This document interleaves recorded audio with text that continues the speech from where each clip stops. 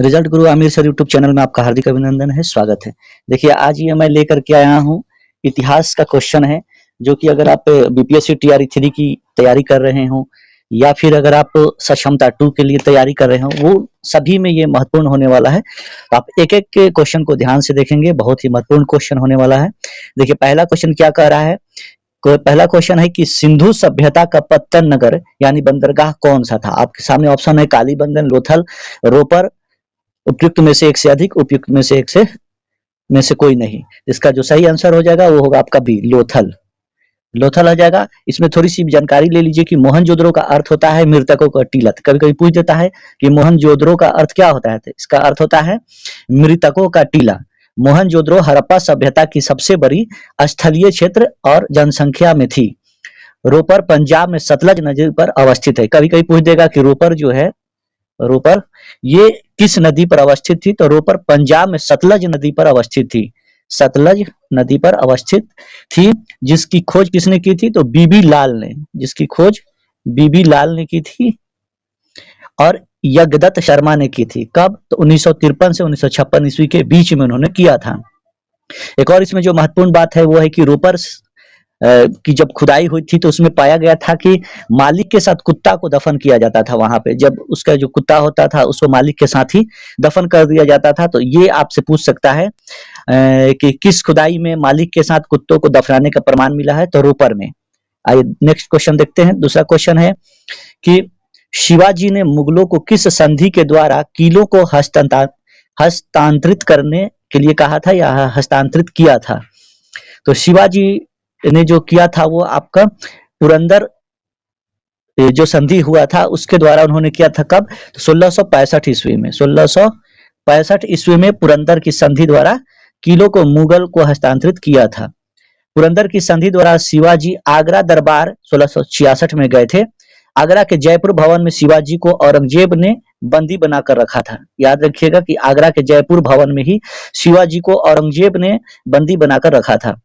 शिवाजी पुत्र संभाजी के साथ चालाकी से कैद से भागने में सफल हुए थे। शिवाजी के जो पुत्र थे संभाजी, वो कैद से निकल करके भागने में सफल हुए थे। शिवाजी के पिता का नाम शाहजी भोंसले और माता का नाम जीजाबाई और संरक्षक दादाजी कोंडदेव एवं गुरु समर्थ रामदास थे। याद रखिएगा उनके गुरु का क्या नाम था, समर्थ दास था। कभी कभी पूछ देगा कि शिवाजी के गुरु का क्या नाम था, तो समर्थ रामदास था, समर्थ रामदास था। तो ये महत्वपूर्ण है, तो इसको ध्यान पर रखेंगे। अगला क्वेश्चन देखते हैं। देखिए 1945 ईस्वी में अणु बमों के गिराए जाने से तबाह हुए शहर नागासाकी और हिरोशिमा किस देश में स्थित है। तो ये आपको तो पता है कि जापान में है। और कब गिराया गया था ये, तो सबसे पहले गिराया गया था 6 अगस्त को हिरोशिमा में और 9 अगस्त को नागासाकी में। कब, 1945 ईस्वी में। तो इसको याद रखेंगे।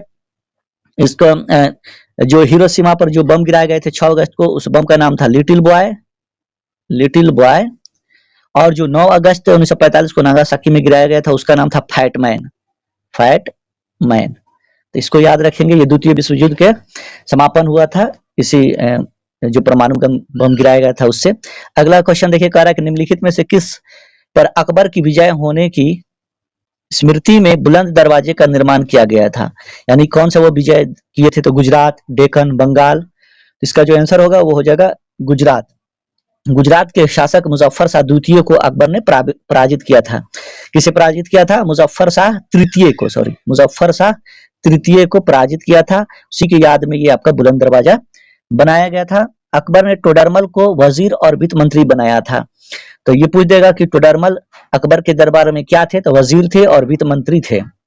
टोडरमल ने दहसाला बंदोबस्ती 1580 में लागू किया था। कब किया था, 1580 में टोडरमल के द्वारा लागू किया गया था। अगला क्वेश्चन देखिए, असहयोग आंदोलन को क्यों निलंबित किया गया था। किसको, असहयोग आंदोलन को। तो इसका आंसर हो जाएगा आपका चौरी चौरा में हुई हिंसक घटना के कारण स्थगित कर दिया गया था। चौरी चौरी की घटना कब हुई थी, तो ये हुई थी आपको 1922 ईस्वी में हुई थी, 5 फरवरी 1922 ईस्वी में।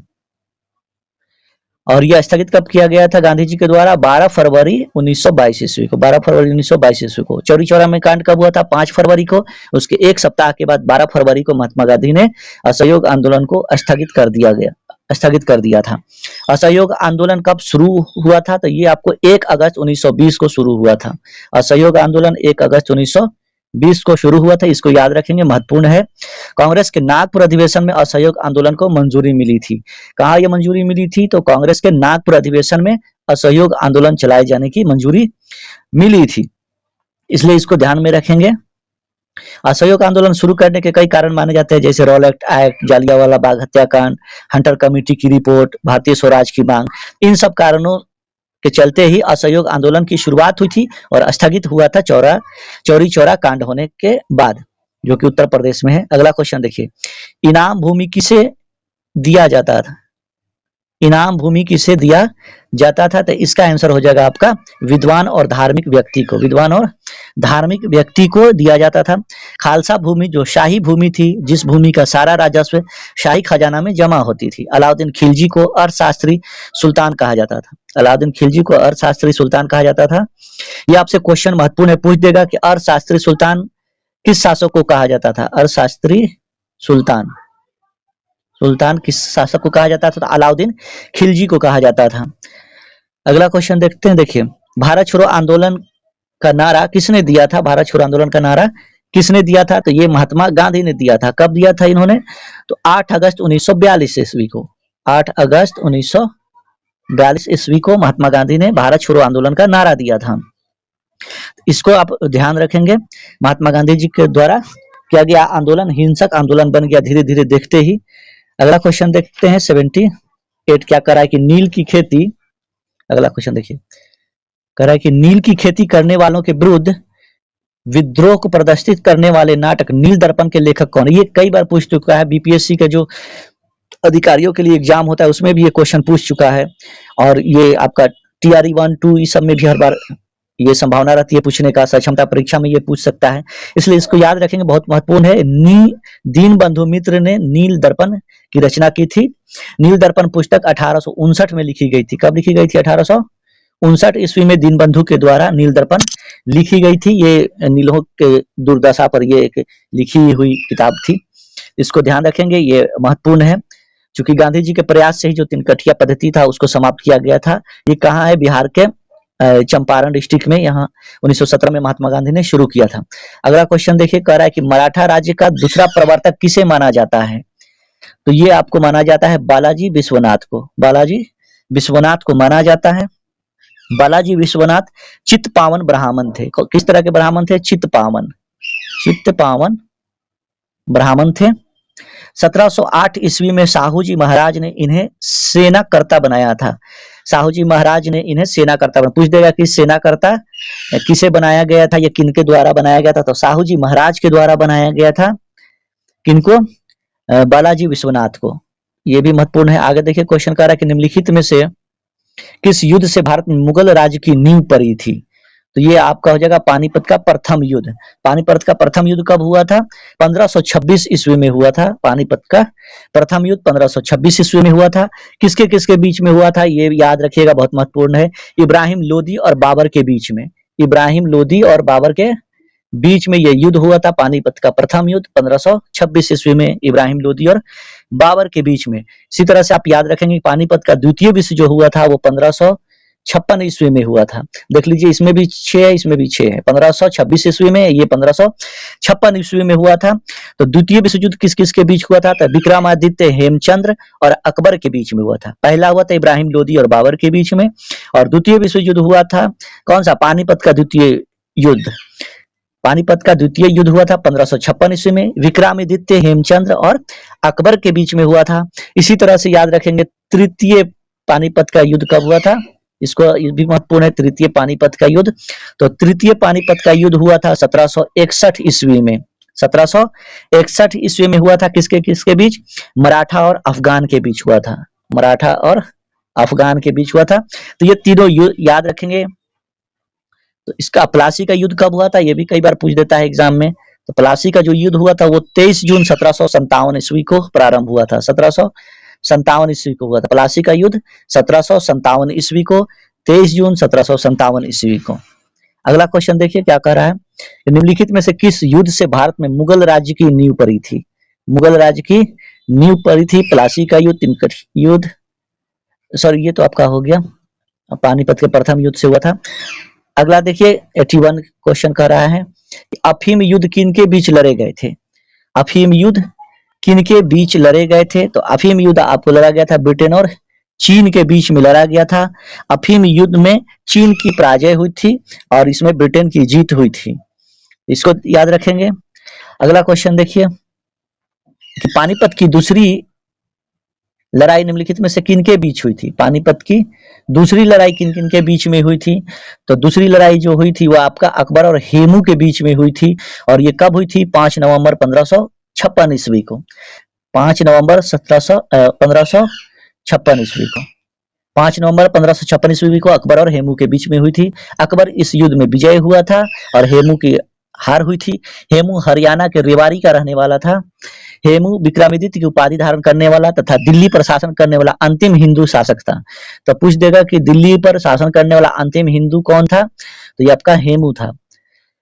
अगला क्वेश्चन देखिए क्या कह रहा है 83, कह रहा है कि भारत में सातवीं शताब्दी के प्राचीन विश्वविद्यालय की स्थापना कहाँ की गई थी? ये महत्वपूर्ण है, तो इसका याद रखेंगे, नालंदा में।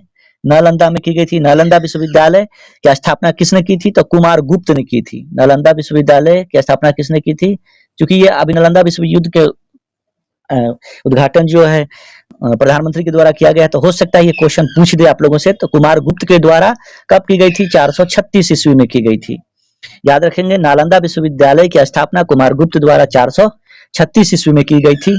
अगला क्वेश्चन देखते हैं, 1932 ईस्वी में अखिल भारतीय हरिजन संघ की स्थापना किसके द्वारा की गई थी?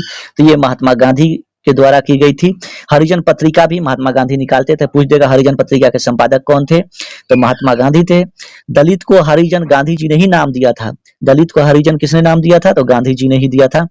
सत्य शोधक समाज की स्थापना कब हुई थी? तो 1873 ईस्वी में। याद रखेंगे, सत्य शोधक समाज की स्थापना 1873 ईस्वी में हुई थी। किनके द्वारा हुई थी? तो ज्योतिबा फुले के द्वारा की गई थी।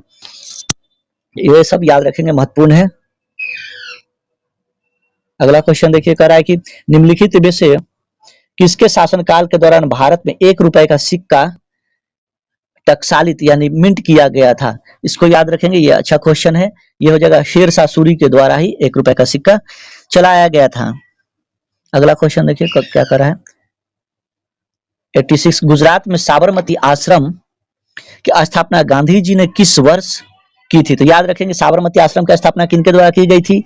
गांधी जी के द्वारा की गई थी। कहाँ की गई थी? तो गुजरात में की गई थी। कब की गई थी? तो 1916 ईस्वी में की गई थी। साबरमती आश्रम से ही गांधी जी ने दांडी यात्रा प्रारंभ की थी। कब उन्होंने की थी? तब 12 मार्च 1930 ईस्वी को दांडी यात्रा उन्होंने प्रारंभ की थी। तो ये याद रखेंगे, 12 मार्च 1930 ईस्वी को गांधी जी ने प्रारंभ किया था। कौन सा यात्रा? तो ये साबरमती आश्रम से ही दांडी यात्रा, नमक तोड़ो आंदोलन जिसे कहते हैं। अगला क्वेश्चन देखिए, भेड़ की तरह पूरी जिंदगी जीने से बेहतर है शेर की तरह एक दिन जियो। यह कथन किसका है? तो यह कथन टीपू सुल्तान का है। टीपू सुल्तान 1782 ईस्वी में हैदर अली की मृत्यु के बाद मैसूर के राजा बने थे। तो पूछ देगा कि मैसूर के शासक कौन थे? तो टीपू सुल्तान थे। हैदर अली के बाद बनने वाले शासक थे टीपू सुल्तान। टीपू सुल्तान को अंग्रेज टीपू सुल्तान अंग्रेजों का अपना सबसे बड़ा दुश्मन भी मानते थे। अगला क्वेश्चन देखिए 88, छत्रपति शिवाजी को हराने के लिए औरंगजेब ने निम्न में से किसको भेजा था? किसको भेजा था? तो उन्होंने किसको भेजा था? राजा जय सिंह को भेजा था। किसको भेजा था? राजा जय सिंह को। जबकि इसमें कहीं नहीं, देखिए राजा मान सिंह है, राजा जसवंत सिंह है, राजा भगवान दास है, लेकिन राजा जय सिंह नहीं है। तो इसका आंसर हो जाएगा ई। याद रखेंगे, छत्रपति शिवाजी को हराने के लिए औरंगजेब ने राजा जय सिंह को भेजा था। राजा जय सिंह को उन्होंने भेजा था। अगला क्वेश्चन देखिए 89 क्या कह रहा है कि गंधार मूर्तिकला की सर्वप्रथम कृतियां कब प्रकट हुई थी? कब प्रकट हुई थी ये बताना है। तो ये आपका हो जाएगा कुषाण काल में। कुषाण काल में मूर्तियां प्रकट हुई थी। अगला क्वेश्चन देखिए, मद्रास किस दुर्ग के साथ संबंधित है? तो मद्रास आपका सेंट जॉर्ज दुर्ग के साथ संबंधित है। अगला क्वेश्चन देखिए 91, कि पानीपत की तीसरी लड़ाई में मराठा तोपखाने का कमांडर कौन था? मराठा तोपखाने का कमांडर कौन था? ये आपका आंसर हो जाएगा इब्राहिम खान गर्दी। आपको ये कमेंट बॉक्स में बताना है कि पानीपत की तीसरी युद्ध कब हुई थी और किनके किन किन के बीच में हुई थी? कमेंट बॉक्स में जरूर आप बताएंगे। पानीपत की तीसरी लड़ाई किन किन के बीच में हुई थी? देखिए ये बहुत महत्वपूर्ण क्वेश्चन है। ये जब एचएम वाला भी परीक्षा हुआ उसमें ये पूछ दिया है कि सत्यार्थ प्रकाश किसके द्वारा लिखी गई है? ये बहुत ही महत्वपूर्ण है। तो सत्यार्थ प्रकाश स्वामी दयानंद सरस्वती के द्वारा लिखी गई है। स्वामी दयानंद सरस्वती के द्वारा सत्यार्थ प्रकाश की रचना की गई है। ये 1875 ईस्वी में लिखी गई है। कब लिखी गई थी? 1875 ईस्वी में। तो ये पूछ चुका है इस बार एचएम में। एचएम की जो परीक्षा हुई है प्रधानाध्यापक, उसमें ये पूछा है कि सत्यार्थ प्रकाश के लेखक कौन है या किनके द्वारा लिखी गई है? तो स्वामी दयानंद सरस्वती ने। स्वामी दयानंद सरस्वती ही ने कहा था वेदों की ओर लौट चलो। ये बहुत महत्वपूर्ण है, वेदों की ओर लौट चलो, इसको याद रखेंगे जरूर। वेदों की ओर लौट चलो का नारा किसने दिया था? वेदों की ओर लौटो का नारा किसने दिया था? तो स्वामी दयानंद सरस्वती ने। वेदों की ओर लौटो। अगला क्वेश्चन देखिए, कुतुबनुमा कंपास का व्यवहार यूरोप वालों ने किनसे सीखा था? किससे सीखा था? भारतीयों से, अफ्रीकनों से, अरबों से? इसका आंसर हो जाएगा अरबों से। अरबों से इन्होंने दिशा सूचक यंत्र से दिशा ज्ञान में वृद्धि हुआ, जिससे अधिक। तो ये कंपास की खोज से समुद्री खोज को बल मिला था। तो खोज किसने किया था? अरबों से इन्होंने सीखा था। किसने? यूरोप वालों ने। अगला क्वेश्चन देखिए, अमेरिकी उपनिवेशों का सेनापति कौन था? अमेरिकी उपनिवेशों का सेनापति कौन था? ये कई बार पूछ चुका है। तो ये कौन थे? जॉर्ज वाशिंगटन थे।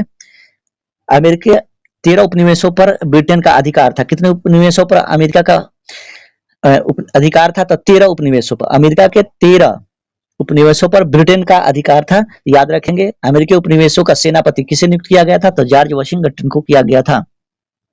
अगला क्वेश्चन देखिए कि बास्टिल का पतन किस दिन हुआ था? बास्टिल का पतन किस दिन हुआ था? यह महत्वपूर्ण है। 14 जुलाई 1789 ईस्वी को बास्टिल का पतन हुआ था। बास्टिल के पतन से ही फ्रांस की क्रांति प्रारंभ मानी जाती है। उस समय फ्रांस के राजा कौन थे? तो लुई 16वां थे, जिन्हें बाद में फांसी पर चढ़ा दिया गया था, गिलोटिन पर। अगला क्वेश्चन देखिए क्या कह रहा है, 1917 में विश्व युद्ध से अलग होने वाला राष्ट्र कौन था? तो ये था आपका सोवियत संघ। 1917 में सोवियत संघ विश्व युद्ध से अलग हो गया था। अगला क्वेश्चन, इसमें अगर ध्यान देंगे, राइट्स ऑफ मैन का लेखक कौन था? तो Thomas Paine. Rights of man, rights of man का लेखक कौन था? Thomas pen. टॉमस पेन, याद रखिएगा, Thomas Paine rights of man का लेखक था। अगला क्वेश्चन देखिए कि हिटलर का जन्म कहाँ हुआ था? अब बहुत लोग जर्मनी मार देंगे, लेकिन नहीं, जर्मनी में उसका जन्म नहीं हुआ था, वो ऑस्ट्रिया का में जन्म उसका हुआ था। कहाँ हुआ था? ऑस्ट्रिया में उसका जन्म हुआ था। कब हुआ था? 20 अप्रैल 1889 ईस्वी को उसका जन्म हुआ था। हिटलर प्रथम युद्ध में शौर्य का परिचय दिया था, इसलिए बाद में वो इसके जो आत्मकथा, उसका नाम है मीन कैफ। मीन कैफ इसकी आत्मकथा का नाम, याद रखेंगे। मीन कैफ हिटलर के आत्मकथा का नाम है। राष्ट्रसंघ की स्थापना किस उद्देश्य के लिए किया गया था? तो ये भविष्य में युद्ध को रोकने के लिए किया गया था। अगला क्वेश्चन देखिए 99, खूब गेहूं उपजाओ, खूब गेहूं ही हमें जंग जिताएगा। खूब गेहूं उपजाओ, गेहूं ही हमें जंग जिताएगा, यह किसने कहा था? तो इन्होंने ये कहा था, ये आपका वुडरो विल्सन ने कहा था। किसने कहा था? वुडरो विल्सन ने कहा था। वुडरो विल्सन प्रथम विश्व युद्ध के समय यूएसएस के राष्ट्रपति थे। 1917 में प्रथम विश्व युद्ध में यूएसए शामिल हुआ था। 11 नवंबर 1918 को प्रथम विश्व युद्ध का समापन माना जाता है। वाइमर गणतंत्र सरकार जर्मनी में प्रथम विश्व युद्ध के बाद बनाया गया था। वुडरो विल्सन लोक प्रशासन के जनक माने जाते हैं। ये पूछ देगा कि लोक प्रशासन का जनक किसे माना जाता है? तो वुडरो विल्सन को। याद रखिएगा, बहुत महत्वपूर्ण है कि वुडरो विल्सन को ही लोक प्रशासन का जनक माना जाता है। अगला क्वेश्चन देखिए, यूरोप का मरीज किसे कहा जाता है? तो यूरोप का मरीज कहा जाता है तुर्की को। किसे कहा जाता है? तुर्की को यूरोप का मरीज कहा जाता है। अगला क्वेश्चन देखिए, कह रहा है कि लाल कुर्ती की टुकड़ी का गठन किसने किया था? तो ये गैरीबाल्डी के द्वारा किया गया था। इटली के एकीकरण में गैरीबाल्डी का महत्वपूर्ण योगदान माना जाता है। अगला क्वेश्चन देखिए, चार्टिस्ट आंदोलन कहाँ हुआ था? तो ये हुआ था आपका ब्रिटेन में। अगला क्वेश्चन देखिए, कह रहा है कि कंबोडिया फ्रांस का संरक्षित राज्य किस वर्ष बना था? तो ये बना था आपका 1863 ईस्वी में। अगला क्वेश्चन देखिए, गांधी जी ने नमक कानून किस तिथि को भंग किया था? तो ये उन्होंने किया था 6 अप्रैल 1930 ईस्वी को नमक कानून भंग किया था। 6 अप्रैल 1930 ईस्वी को उन्होंने, और प्रारंभ किया था 12 मार्च 1930 ईस्वी को। अगला क्वेश्चन देखिए, कह रहा है कि फ्लाइंग शटल मशीन का निर्माण किसने किया था? ये कई बार एग्जाम में पूछ चुका है, जॉन के ने किया था फ्लाइंग शटल का आविष्कार। आपको बताना है कि जेम्स हरग्रीज ने किस चीज का आविष्कार किया था? और ये फ्लाइंग शटल का आविष्कार कब किया था? तो 1773 ईस्वी में। आपको कमेंट सेक्शन में बताना है कि जेम्स हारग्रीव्स ने किस चीज का निर्माण किया था। अगला क्वेश्चन देखिए, कह रहा है कि वयस्क मताधिकार की व्यवस्था इंग्लैंड में किस वर्ष की गई थी? तो ये की गई थी 1928 ईस्वी में ही वयस्क मताधिकार की व्यवस्था कर दी गई थी। अगला देखिए, वो कौन सा पहला भारतीय राजा था जिसने मोहम्मद गौरी को हराया था? तो वो कौन था? सोलंकी शासक मूलराज द्वितीय। सोलंकी शासक मूलराज द्वितीय था, जो कि ऑप्शन में कहीं नहीं है, तो ई हो जाएगा। याद रखिएगा, मूलराज द्वितीय ने हराया था किसको? मोहम्मद गौरी को। अगला क्वेश्चन देखिए, किसके शासनकाल में प्रसिद्ध मंगोल चंगेज खान ख्वारिज्म के राजकुमार जलालुद्दीन का पीछा करते हुए भारत की सीमाओं तक आया था? तो इसका आंसर हो जाएगा ऑप्शन ई, इसमें कोई नहीं है, लेकिन आपको जानना है चंगेज खान ख्वारिज के राजकुमार जलालुद्दीन मंगवर्ती का पीछा करते हुए भारत की सीमाओं तक कौन आया था? इल्तुतमिश के शासनकाल में मंगोल नेता चंगेज खान ख्वारिज के राजकुमार जलालुद्दीन मंगवर्नी का पीछा करते हुए भारत की सीमाओं तक आया था इल्तुतमिश के शासनकाल में। ठीक है, अगला क्वेश्चन देखिए, कह रहा है कि 1565 में भारत प्रसिद्ध क्या हुआ था? 1565 में भारत में क्या प्रसिद्ध हुआ था? तो ये आपका हुआ था तालीकोट का युद्ध। तालीकोट का प्रसिद्ध युद्ध में बहमनी राजाओं की संयुक्त सेनाओं ने विजयनगर को पराजित कर दिया था। तालीकोट का युद्ध हुआ था कब? 1565 ईस्वी में। काकोरी षड्यंत्र अभियोग में निम्नलिखित में से किसको फांसी नहीं दी गई थी? ये क्वेश्चन पूछ रहा है कि नहीं दी गई थी, तो ये खुदीराम बोस को उसमें फांसी नहीं दी गई थी। काकोरी षड्यंत्र 9 अगस्त 1925 ईस्वी को हुआ था। इसके तहत राम बिस्मिल अशफाकुल्ला खान, राजेंद्र लाहरी, रोशन सिंह को फांसी की सजा दी गई थी। वहीं सचिंद्र नाथ सन्याल को आजीवन कारावास की सजा दी गई थी। ये भी आपको एशियन के एग्जाम में पूछा है कि काकोरी षड्यंत्र के तहत किसे फांसी दी गई थी? तो उसमें आपका ऑप्शन ये था आपका राम प्रसाद बिस्मिल अशफाकुल्ला खान। तो याद रखेंगे, ये अधिक से अधिक इसे शेयर कर देंगे, और अगर चैनल पर नए हैं तो इसे सब्सक्राइब जरूर कर लेंगे। बहुत बहुत शुक्रिया, बहुत बहुत धन्यवाद।